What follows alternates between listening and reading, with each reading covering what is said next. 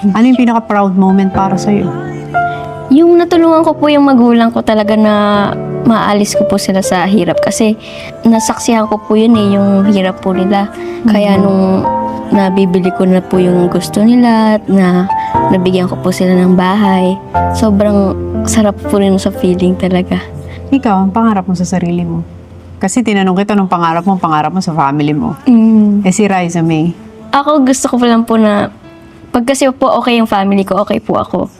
Kaya sila po kasi talaga yung priority ko po talaga. Tsaka na lang ako pag okay na sila. Magulang ko po, tumatanda sila.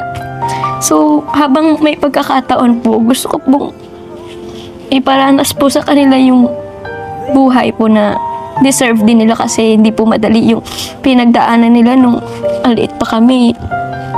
Gusto ko lang po ibalik yung ginawa nila din sa akin po na. I'll share you one story of my mom para masente mo. So, it was mga 2 a.m.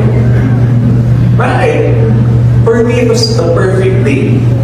Dahil wala sa school, I aced all my tests, math test ko, A+ po, di ba? Grabe ba? It's mga 2 a.m. and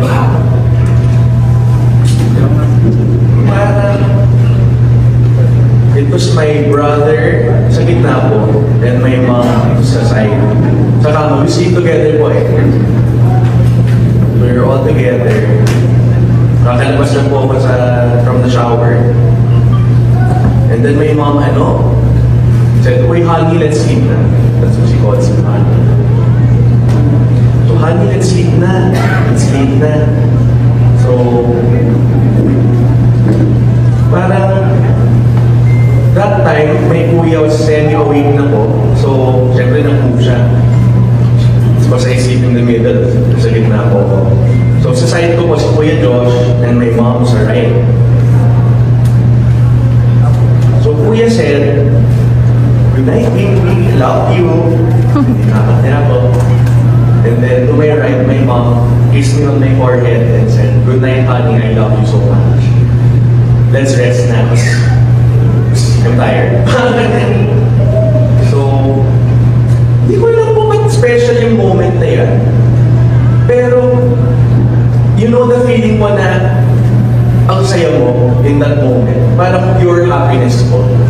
Yan ang naramdaman ko nung, parang for me the perfect